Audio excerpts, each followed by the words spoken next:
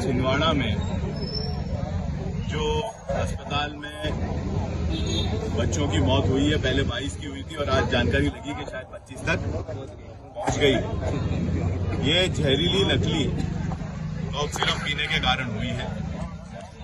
ये नकली दवाइयों का व्यापार सरकार के संरक्षण में पूरे मध्य प्रदेश में बड़ी जोरदारी से चल रहा है और ये घटना तो तात्कालिक मौत की है, पर कई ऐसे मरीज हैं जो धीरे धीरे करके नकली दवाइयां लेकर मौत के घाट पहुंच गए।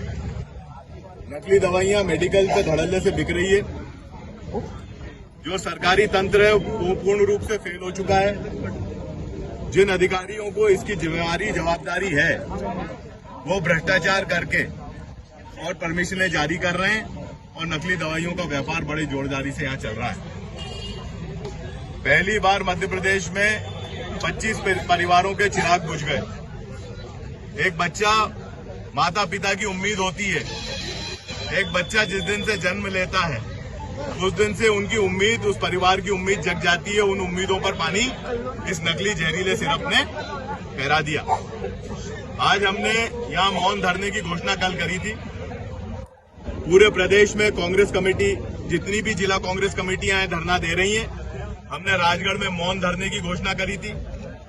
कल विधिवत रूप से अनुविभाग के अधिकारी को हमने सूचना भी दे दी थी, पर भारतीय जनता पार्टी के असंवेदनशील पदाधिकारी जो राजगढ़ जिले के हैं वो मासूम बच्चों की मौत पे भी राजनीति करना चाहते हैं, कांग्रेस की आवाज दबाना चाहते हैं। हमारे को कल रात तक ये था क्लियर कि हमें परमिशन दी गई है। सुबह सुबह हमारी परमिशन निरस्त की गई। नगर पालिका ने हमारा टेंट उखाड़ दिया, प्रशासन ने दबाव बनाया, पर कांग्रेस राहुल गांधी के एक ही नारे के साथ चलेगी, डरो मत। और निडरता के साथ हमारे सब कांग्रेस परिवार के साथी यहाँ उपस्थित हुए।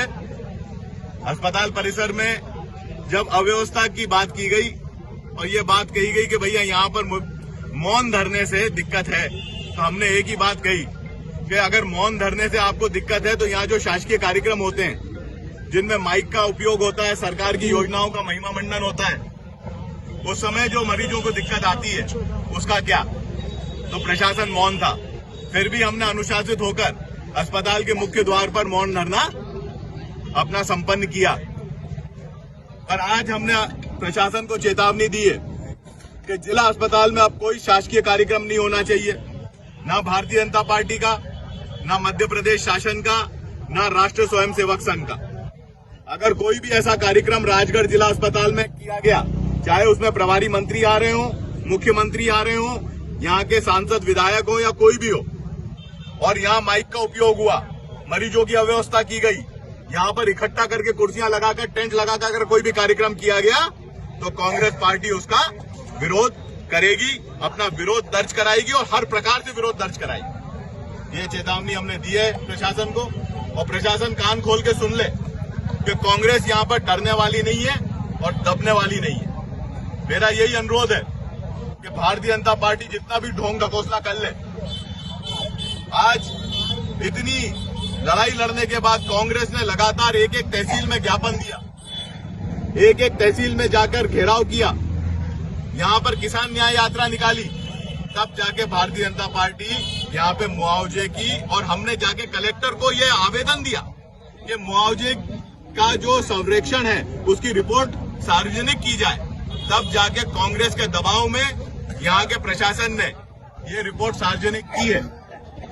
और उसके बाद अब मुख्यमंत्री आनन फानन 18 तारीख को आ रहे हैं। अभी भी ये क्लियर नहीं है कि कितना मुआवजा मिलना है। लोगों का नुकसान 60 से 80% हुआ है। राजगढ़ में 35, खिलचीपुर में 35, मात्र ब्यावरा में 60% माना है, बाकी सब जगह और नरसिंहगढ़ में तो शायद 25% आकलन किया है, जबकि वहां पे नुकसान इससे कहीं ज्यादा है। पूरे जिले में 75% से ज्यादा किसानों की फसल का नुकसान हुआ है।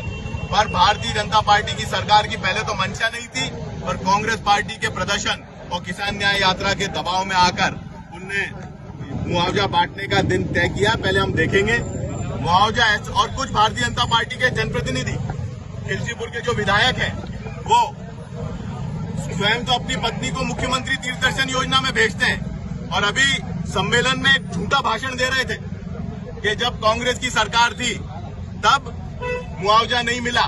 मैं भारतीय जनता पार्टी के नेताओं के कान खोलना चाहता हूं कि 2019 में जब मैं भारतीय कांग्रेस पार्टी की सरकार में मंत्री था तब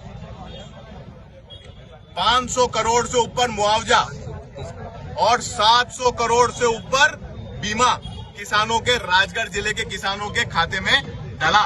ये कमलनाथ जी की सोच थी, उस समय राजा दिग्विजय सिंह जी की सोच थी।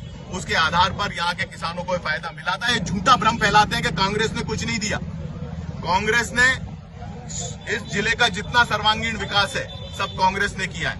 ये मेडिकल कॉलेज की बात करते हैं। मेडिकल कॉलेज की जो घोषणा कमलनाथ जी ने करी, भारतीय जनता पार्टी की सरकार 2003 में बन गई थी, पर राजगढ़ मेडिकल कॉलेज का प्रस्ताव जो मध्य प्रदेश से केंद्र सरकार में जाना था वो 2019 में गया।